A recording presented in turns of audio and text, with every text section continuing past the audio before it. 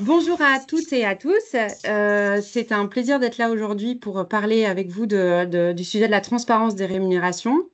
Alors, je vais démarrer par une présentation. Je suis Marie-Astrid Clergeau, consultante CECAFI au bureau de Nantes et j'interviens particulièrement sur les expertises sociales et en appui aux négociations. Je suis accompagnée de ma collègue Valérie Verrier, que je vais laisser se présenter. Oui, Valérie Verrier, donc même profil que Marie-Astrid, mais j'officie donc au cabinet Secafi à Metz. Alors, nous avons 45 minutes ensemble. On va essayer de tenir notre présentation en 30 minutes pour laisser pour vous laisser la possibilité de poser vos questions. On voulait vous proposer, 30 minutes, c'est très très court.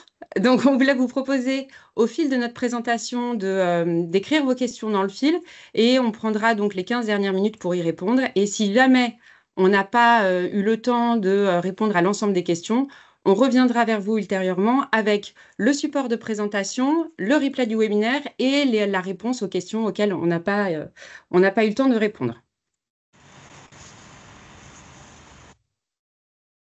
Alors, on souhaitait démarrer notre présentation par quelques éléments extrêmement succincts de contexte. En matière d'égalité professionnelle, la réglementation, elle est déjà assez fournie. Elle est déjà assez fournie au niveau mondial, au niveau communautaire, et elle est assez ancienne.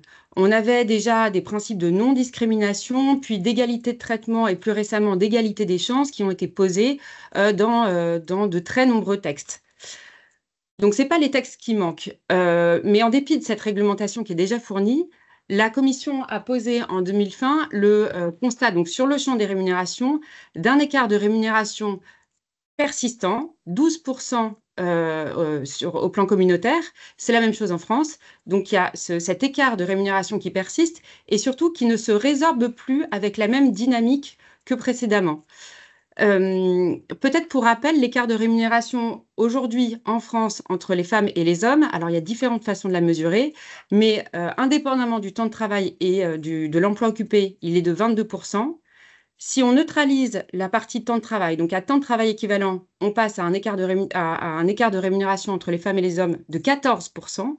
Et maintenant, si on parle temps de travail équivalent et poste strictement équivalent, on est toujours aux alentours de 4%. Et là, c'est de la discrimination pure. Donc, la Commission, elle a posé ce constat d'un écart de rémunération qui persiste et qui ne se résorbe plus.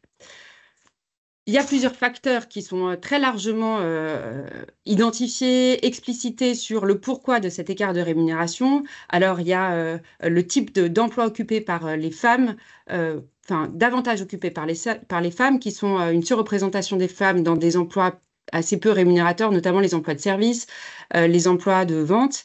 Des stéréotypes qui existent, le plafond de verre, donc la difficulté d'accès à certains postes à responsabilité pour les femmes, ou le plancher collant, c'est donc la difficulté à décoller. Donc, elle a mis en avant ces nombreux facteurs qui expliquent ces écarts de rémunération. Mais elle s'est dit deux choses, la Commission. Elle s'est dit, d'abord, maintenant, si on veut faire changer les choses, il va falloir adopter des mesures contraignantes. Fini les démarches volontaires des entreprises, des mesures contraignantes. Et un des leviers qu'on a pour résorber cet écart de rémunération, ça va être de rendre transparent les niveaux de rémunération dans l'entreprise. Et par le biais de la diffusion d'informations, de la transparence des rémunérations, là, on mettra les femmes et les hommes sur un pied d'égalité pour approcher les questions de rémunération, et on va rendre visibles des écarts de rémunération et du coup, on va obliger les entreprises à devoir justifier ces écarts de rémunération. Et ça, c'est vraiment le cœur de la directive. Le cœur de la directive, c'est vraiment ce partage très large d'informations sur les rémunérations. Le partage d'informations qui est prévu dans la directive, il est à destination de 4 types d'acteurs. À destination des candidats à l'embauche, à destination des salariés en poste, à destination des autorités administratives et du grand public, autorités administratives, c'est-à-dire de la même nature que l'index, et à destination de vous, des instances représentatives du personnel. Je vous propose de vous dire un mot sur les 4 types d'informations et de récepteurs de ces informations pour vous montrer à quel point ça va changer par rapport aux pratiques actuelles pour ces 4 types d'acteurs. Alors, premièrement, pour les candidats à l'embauche, la directive oblige, quand elle sera transposée, oblige la mention du salaire à l'embauche dans les offres d'emploi. Aujourd'hui, il y a 2 tiers des offres d'emploi, des études ont montré qu'il y avait 2 tiers des offres d'emploi qui ne comportent pas d'éléments sur la rémunération à l'embauche. Et ben demain, quand la réglementation nationale sera en vigueur, en application de la directive, il faudra qu'il y ait un niveau de salaire ou une fourchette salariale, mais alors on parle d'une fourchette restreinte de niveau de rémunération qui soit précisée dans les offres d'emploi. Ça, c'est le premier point. Le deuxième point qui va changer par rapport aux pratiques actuelles, par rapport aux candidats à l'embauche, c'est que c'est fini la possibilité, ce sera fini la possibilité pour les employeurs de demander le niveau de rémunération actuel du candidat sur une offre d'emploi. Aujourd'hui, c'est ce qui se fait. On va demander quel est votre niveau de rémunération actuel et puis on va caler la rémunération à l'embauche sur le salaire déclaré ou sur le salaire réel de la personne qui candidate. Et en fait, par ce mécanisme-là, on reproduit les écarts de rémunération entre les femmes et les hommes. Enfin, on risque de reproduire. Donc, par rapport aux évolutions apportées sur les process de recrutement, la mention dans les offres d'emploi du salaire à l'embauche et l'interdiction de demander aux candidats le salaire qu'ils perçoivent s'ils sont déjà en poste au moment où ils candidatent. Deuxième grand changement sur le partage de cette information, c'est auprès des salariés qui sont en poste. Ça, c'est assez structurant parce que les salariés pourront demander et ils devront recevoir dans un délai raisonnable, c'est-à-dire un délai inférieur à 2 mois. Ils pourront demander à leur employeur des informations qu'ils recevront par écrit sur leur niveau de rémunération et les niveaux moyens de rémunération pour les femmes et pour les hommes, pour les catégories de travailleurs qui accomplissent le même travail ou un travail de valeur équivalente à eux. Donc, ils auront la visibilité sur les niveaux moyens de rémunération de leurs collègues qui occupent le même type de poste, un travail de valeur équivalente. Et c'est pas tout, il y aura aussi la possibilité d'obtenir les informations sur ce qui détermine les niveaux de rémunération et les critères d'évolution des rémunérations. Ces critères devront être nécessairement objectifs et non sexistes.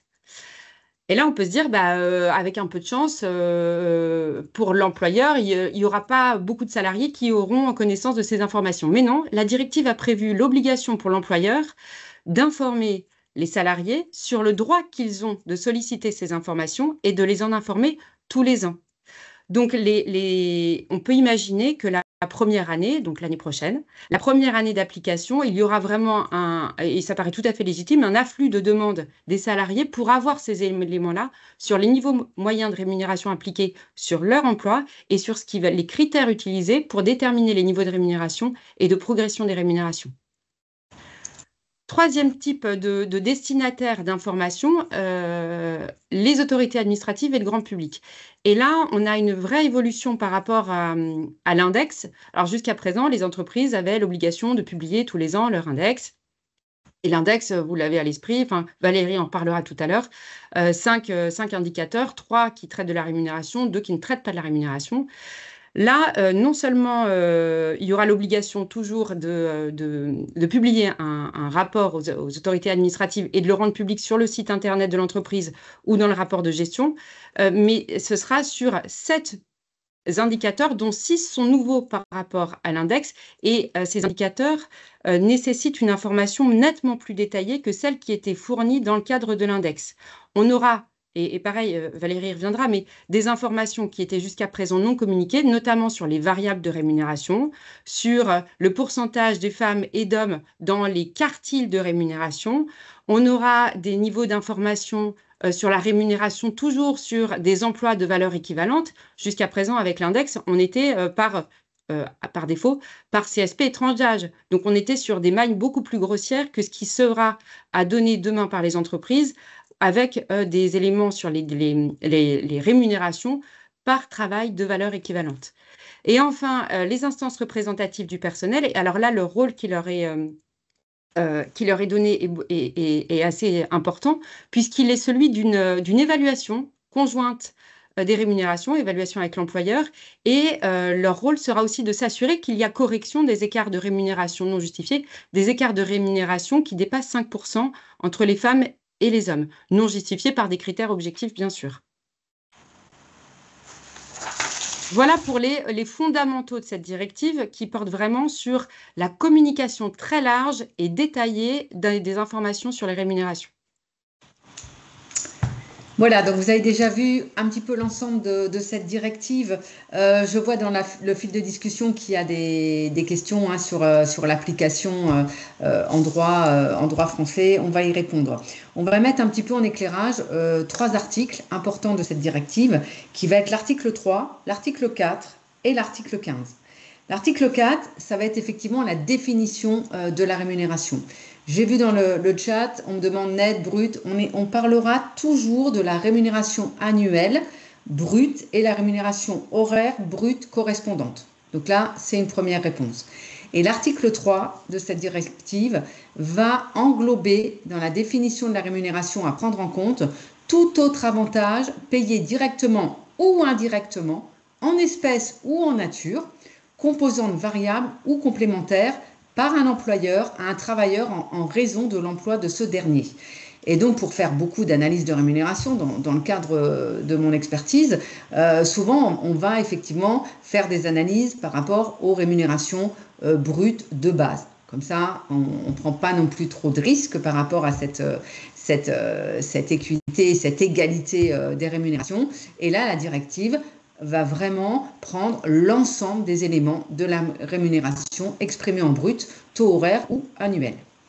Alors, la deuxième notion qui est très importante et qui est aussi à définir, c'est effectivement ce travail de valeur égale. Qu'est-ce que ça veut dire, ce travail de valeur égale? Alors, définition, c'est effectivement au niveau du Code du travail, c'est quelqu'un qui va faire exactement le même travail avec le même diplôme, le même niveau de connaissance, la même organisation de travail. Donc, on voit bien que c'est quand même assez complexe de définir ce travail égal dans l'entreprise. Quand on a un faible effectif, quand on a des emplois spécifiques, c'est facile de dire on n'a pas tout à fait le même travail. Donc là, c'est une notion qui est reprise depuis très longtemps dans le Code du travail, mais dans l'entreprise, on voit bien qu'on a de plus en plus de différences, de spécificités, de diversité du fait de la technologie, du fait de l'organisation du travail. C'est une notion qui va être vraiment intéressante à construire dans l'entreprise. Par un dialogue paritaire aussi, c'est quelque chose qu'on va construire aussi avec les élus, avec les équipes RH, avec les managers. Donc c'est le socle un petit peu de cette démarche. Et puis, on a aussi l'intégration des soft skills. Alors là aussi, c'est assez intéressant dans cette directive, puisqu'on a dit qu'on a beaucoup de femmes qui aujourd'hui travaillent dans des métiers de service, dans des métiers de vente, de relations auprès de clients. Et on s'aperçoit que dans les fiches emploi, eh bien, souvent, on passe carrément en dessous des radars sur cette notion de soft skills ou de compétences molles qui sont effectivement les compétences qui sont liées à des comportements professionnels. On parle de relations, de communication, de négociation, voilà, un petit peu de ce qu'on appelle le savoir-être qui est très important et qui fait des fois la différence entre un salarié ou une autre et surtout pour ces femmes qui sont beaucoup dans ces métiers de service. Donc là, article 4, très important, travail de valeur égale et on intègre vraiment la notion de soft skills. Enfin, à l'article 15, à ne pas louper non plus dans cette directive, qui est le droit à l'indemnisation. Donc en fait, on aura bien sûr des arriérés à combler en cas de quand on a ces 5% ou plus d'écart ou moins, en tout cas ces arriérés, mais la directive prévoit aussi bien sûr d'indemniser, de réparer le préjudice moral de cet écart de salaire qui ne doit plus exister dans aucune entreprise européenne et en particulier française avec l'application de cette directive. Alors, le reporting, effectivement, va plus loin que l'index égalité professionnelle. Ce que vous a dit Astrid, c'est qu'on connaît un petit peu maintenant l'index. On est un peu en avance sur certains pays au niveau européen avec cet index égalité professionnelle.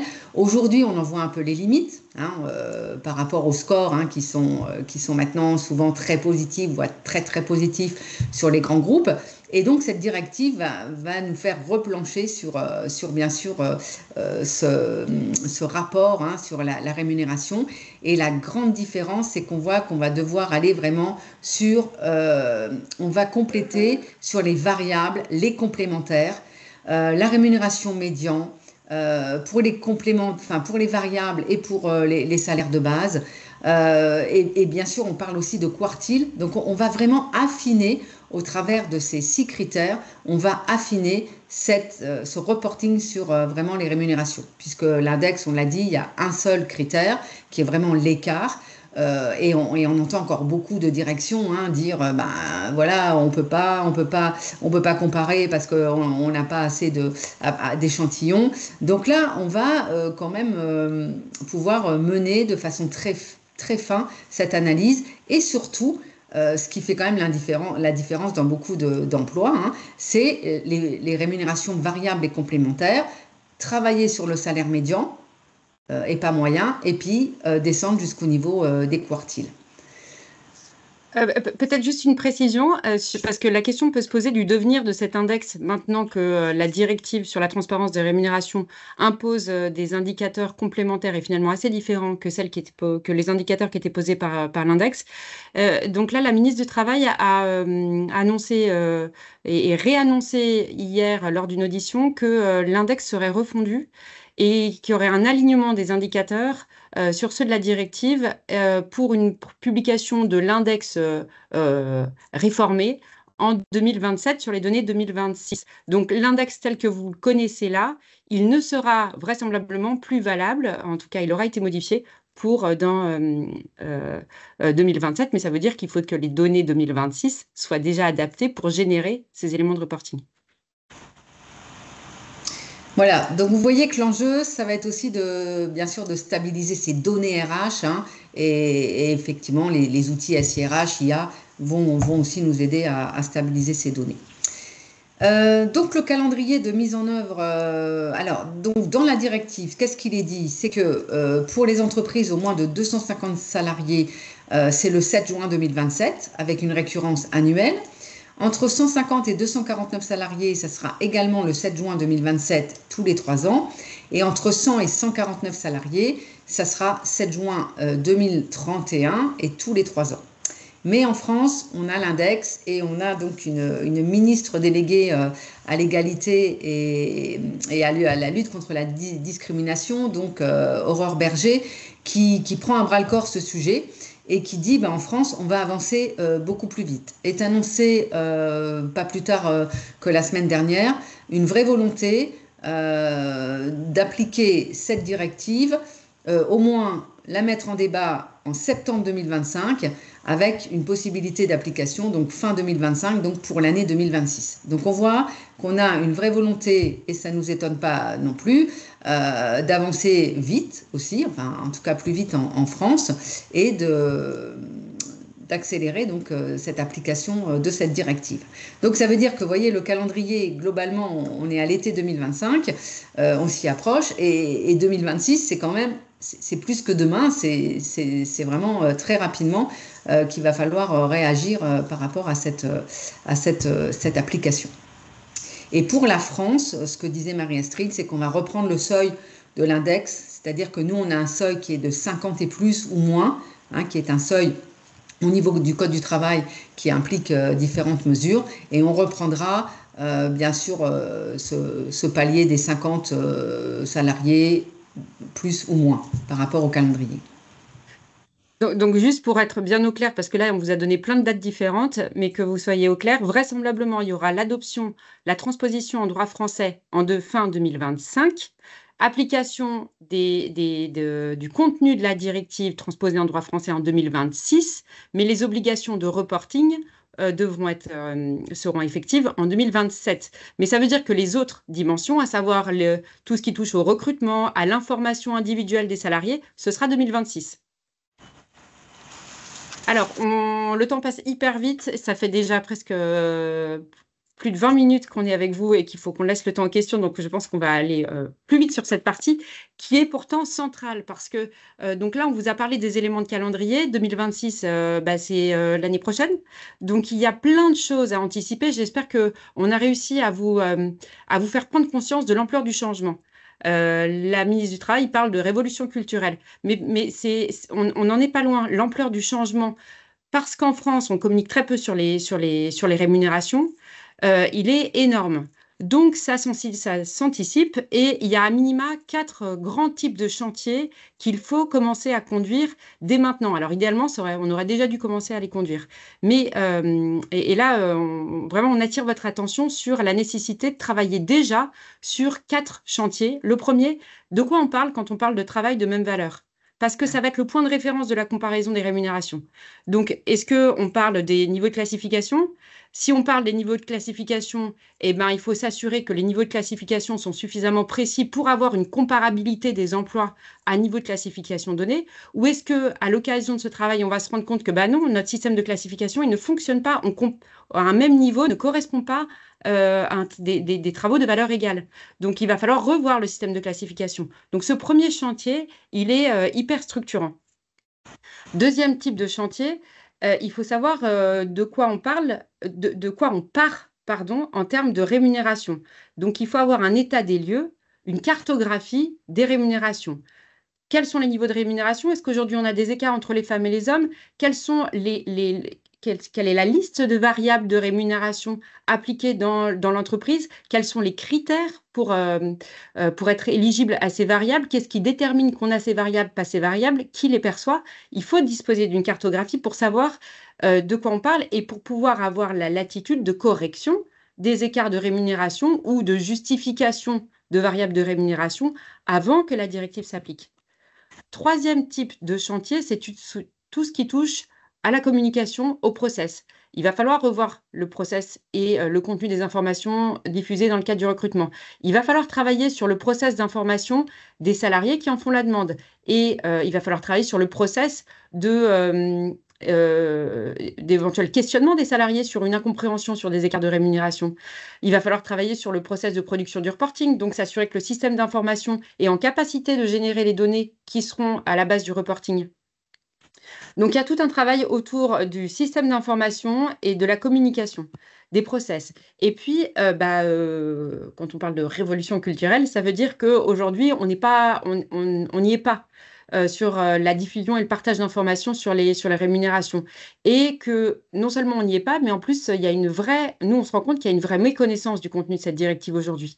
Et donc, il y a la nécessité, à minima, de partager le contenu de cette directive, des obligations qu'elles emportent, de commencer à sensibiliser les salariés, les managers qui vont devoir répondre aux questions des salariés. Vous, les représentants du personnel, le contenu de cette directive n'est pas encore suffisamment connu et on va vous dire aussi, même les équipes RH doivent s'en saisir parce qu'aujourd'hui, soit il y a une méconnaissance, soit il y a des sujets prioritaires qui ont pris le pas et donc on ne s'est pas saisi de ce sujet qui risque d'arriver un peu violemment.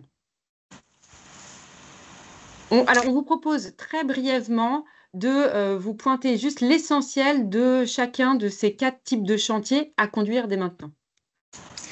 Alors, bien sûr, c'est cette définition du travail égal. Donc, on a la définition ancienne du Code du travail qu'on a déjà dite.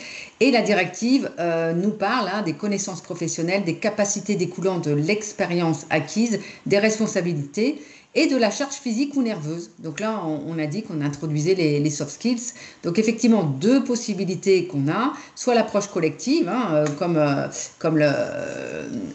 métallurgie l'a fait avec sa refonte de la convention collective, donc en refaisant bien sûr les fiches emploi, refaire des classifications et donc la pesée des emplois, c'est vraiment là où on a défini les valeurs égales entre les emplois. Donc ça c'est un gros travail, Et puis on a aussi l'approche individuelle qui était de définir des emplois comparables en tenant compte de la réalité du travail, donc avec ces critères qu'on peut aussi vraiment garder pour faire un petit peu cette évaluation du travail égal. Et alors, on voulait à chaque fois illustrer, mais on va aller très vite, illustrer l'ampleur du chantier et la nécessité de travailler sur ce chantier par des extraits de missions qu'on fait dans le cadre de nos expertises sur la politique sociale. Et là, on a pris un exemple de la métallurgie. Effectivement, la métallurgie a fait évoluer son système de classification, mais donc demain, pour un niveau de classification qui est censé être un niveau qui regroupe des emplois de valeur égale, on a des extrêmes diversités de niveaux de rémunération parce qu'on part d'un autre système de classification des emplois. Et donc, ça va être un énorme défi pour les entreprises de devoir justifier, expliquer auprès des salariés qui en feront la demande demain que sur un même niveau de classification, on a une telle variété, une telle diversité, une telle disparité de rémunération. Donc, analyser les rémunérations et les dispositifs d'évaluation. Donc là aussi, c'est un gros travail de revoir un petit peu ces évaluations de rémunération à l'embauche, les corrections de situations non justifiées. Donc là, on est vraiment, on va la plus petite maille sur les rémunérations. Et là, il faut que les données RH soient stabilisées.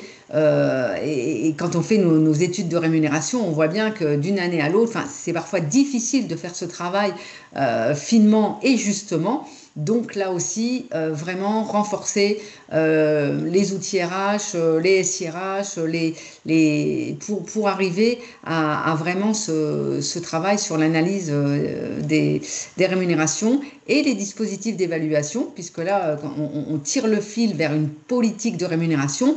Et bien sûr qu'il faut s'interroger sur comment on évalue le travail, la performance, pour être cohérent avec ces rémunérations, ces évolutions, et veiller vraiment à ce qu'il n'y ait plus de différence entre les femmes et les hommes sur cette question. Et donc, dans les informations qui seront communiquées, notamment dans le cadre du reporting, il y a bien le détail des variables de rémunération et les niveaux des moyens perçus par les hommes et les femmes sur les variables de rémunération.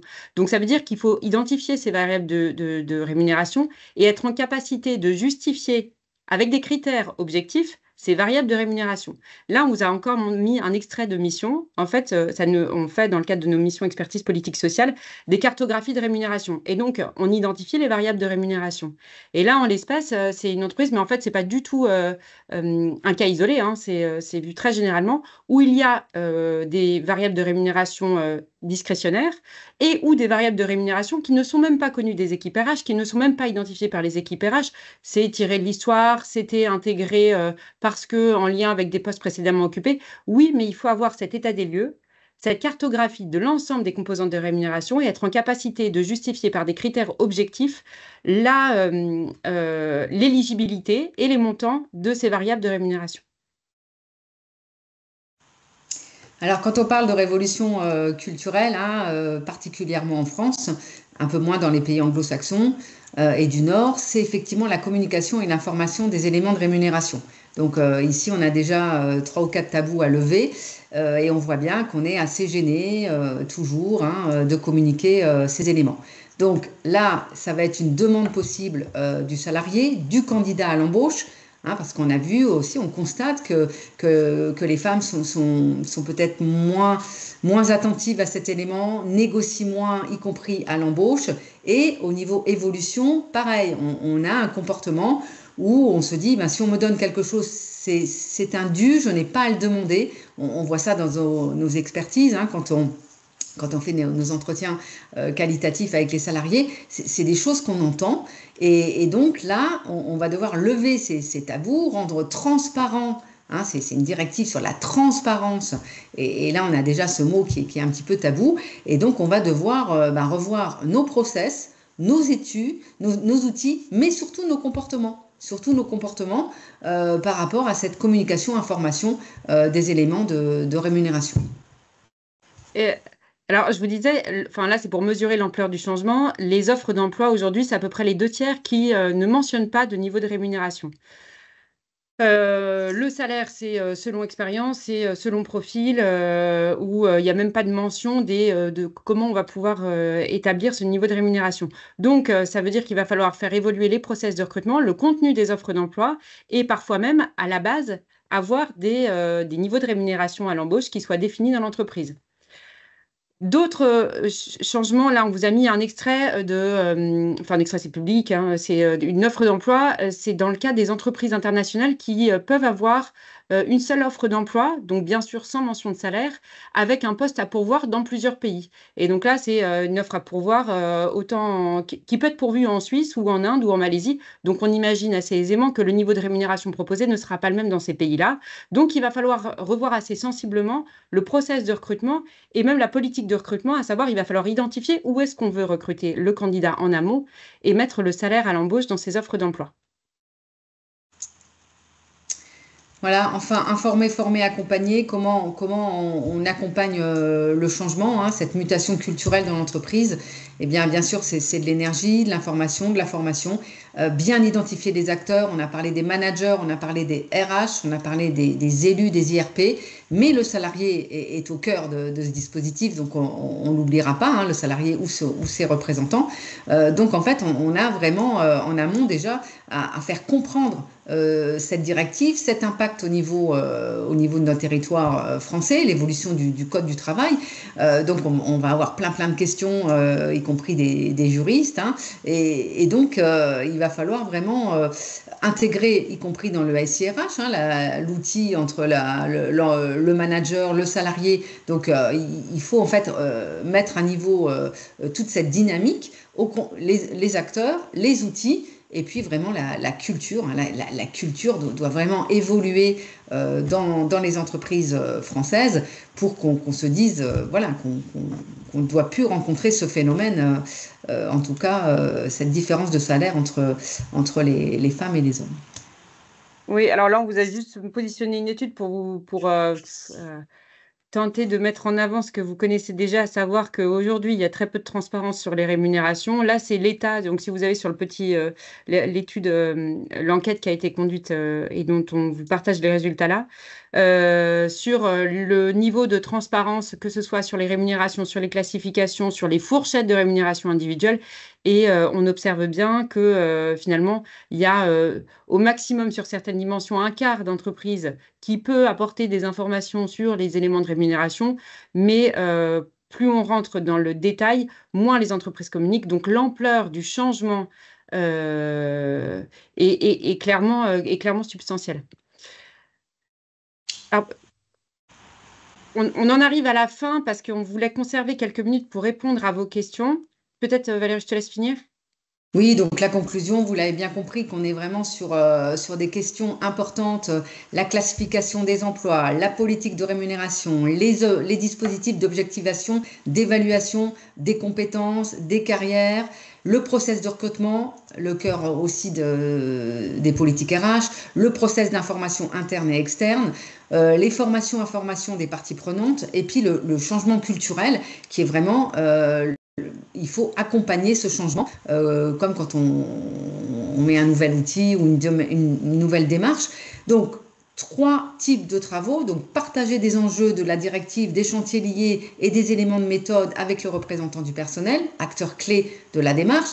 Diagnostic des rémunérations. Donc là, c'est vraiment un travail peut-être en chambre, déjà aussi des RH. Diagnostic des éléments annexes, classification des emplois, évaluation des salariés, recrutement. Donc là aussi, ça peut aussi être fait de façon paritaire. En tout cas, c'est déjà poser cet enjeu au sein de l'entreprise avec les acteurs et puis peut-être même à travers un accord de méthode, voir un peu comment on avance sur ce sujet qui est important et qui doit donc changer nos cultures et les effets sur les rémunérations pour les femmes et les hommes. Voilà pour l'essentiel de notre présentation. Ce qu'on vous propose maintenant, c'est de répondre à vos questions. Alors moi, je vais arrêter le partage pour pouvoir lire les questions. Peut-être en complément du dernier mot de conclusion de Valérie, bien sûr sur ces sujets-là, que ce soit de partager les éléments de contenu et les enjeux de la directive, de réaliser le diagnostic de rémunération, parce que vous n'avez pas toujours les informations, vous, de réaliser le diagnostic de rémunération et de travailler sur tous les annexes qui sont impactés par les éléments de directive. Nous, bien sûr, on se tient à votre disposition. Alors, je coupe pour voir les questions. Il y en a beaucoup. Ouais, il y en a beaucoup. Euh,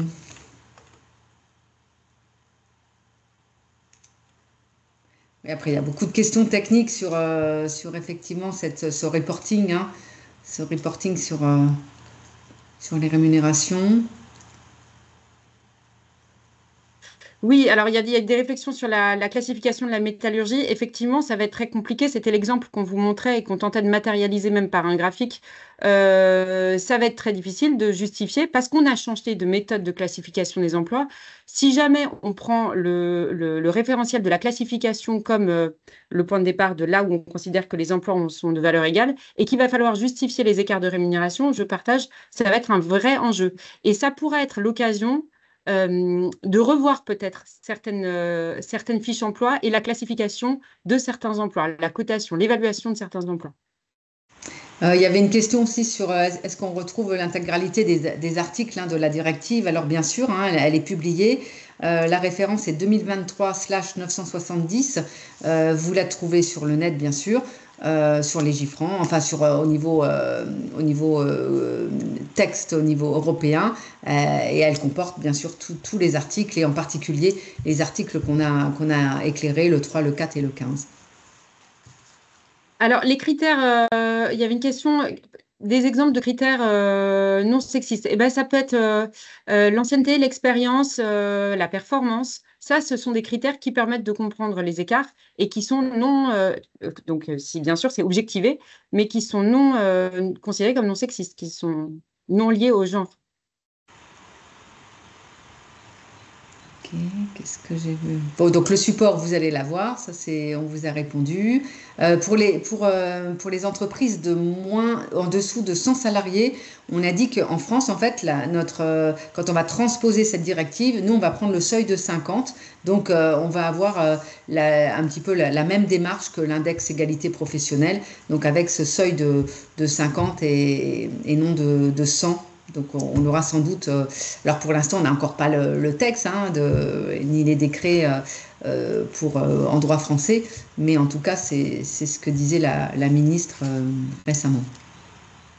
Et alors, il y a des réflexions sur où, finalement, enfin, tout à fait, en tout cas que nous, on partage, c'est que finalement, cette directive, elle a été adoptée en vue de résorber les écarts de rémunération entre les femmes et les hommes. Donc, l'idée, c'était bien de résorber entre les femmes et les hommes. Mais ça va servir à l'ensemble des salariés. Parce qu'à partir du moment où on va devoir justifier de certains variables de rémunération, objectiver certaines variables de rémunération, bien sûr, ça va servir à l'ensemble des salariés et finalement, il y aura aussi la possibilité pour chaque salarié de se positionner, de voir quel est son positionnement dans les salaires moyens des salariés hommes et femmes, mais finalement tout compris, qui exercent un emploi de valeur équivalente.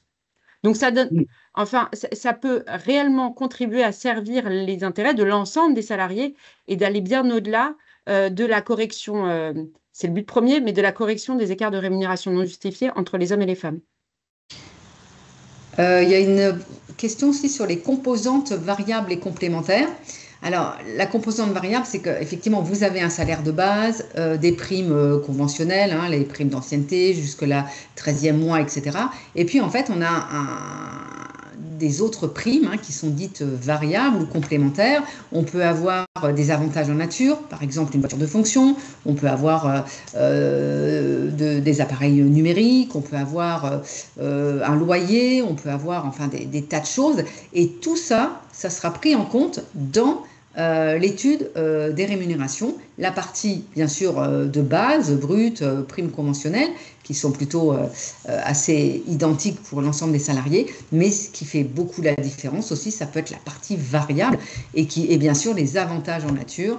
Voilà, donc en fait tout ce qui va être dans la rémunération brute, ce qu'on entend par cette rémunération brute. Et c'est assez intéressant parce qu'on peut aussi, quand on fait nos études des rémunérations, quand on descend un petit peu sur ces éléments, on voit qu'il y a vraiment des différences entre les hommes et les femmes, y compris même jusqu'au modèle de voiture. Enfin, c'est assez incroyable. Voilà. Et après, on nous dit ah non, mais les femmes ne sont pas intéressées par les voitures, enfin les grosses voitures. Voilà. Donc, elles, ça va bien si elles ont un petit modèle. électrique. Mais enfin, bon. Donc, vous voyez bien que quand on va mettre ces composantes variables et complémentaires, on va aussi soulever peut-être encore plus d'inégalités ou en tout cas de différences, y compris les bonus, bonus, voilà, tout ce qui est la partie variable de la rémunération.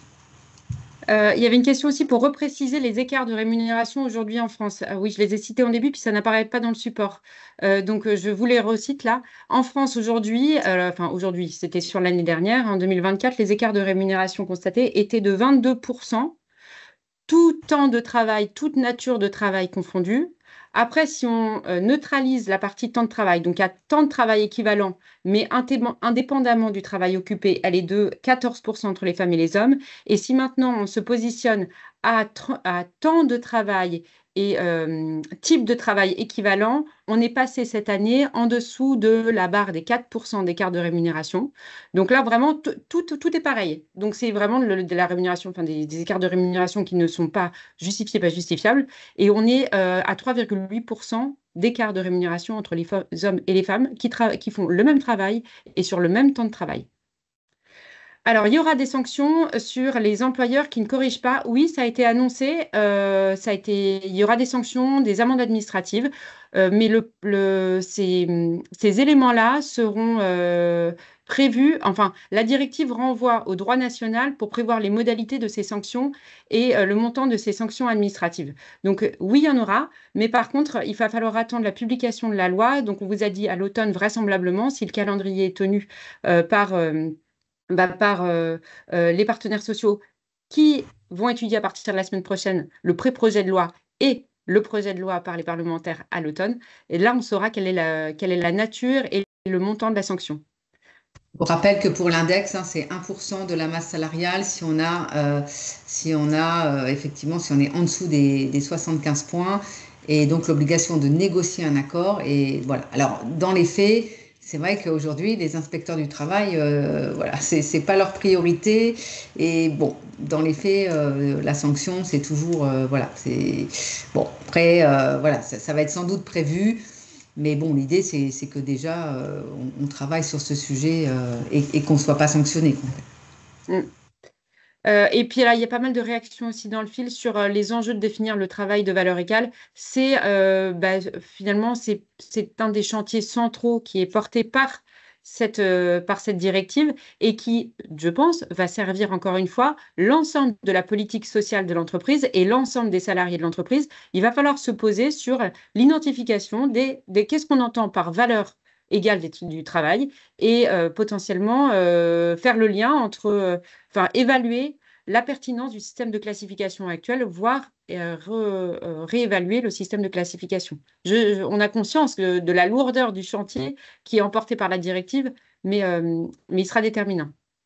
Et j'ajouterais qu'on a une disposition dans la directive qui est assez originale, on va dire, que si on ne trouve pas une personne interne en termes de comparaison, si on ne peut pas se comparer, si on a par exemple un emploi complètement unique dans l'entreprise, eh bien la directive prévoit que les entreprises trouvent une personne, en tout cas un salarié de référence en dehors de l'entreprise, par exemple sur un bassin d'emploi ou sur une entreprise de même activité, pour pouvoir faire cette comparaison. Donc vous voyez, quand on dit qu'on change un petit peu de paradigme, c'est vraiment cette transparence à l'extrême, puisqu'on va pouvoir choisir une personne de référence en dehors de l'entreprise si on est vraiment sur un métier unique. Alors, ça se fait sur les benchmarks de rémunération, etc., surtout sur les emplois de cadre où on a une personne unique.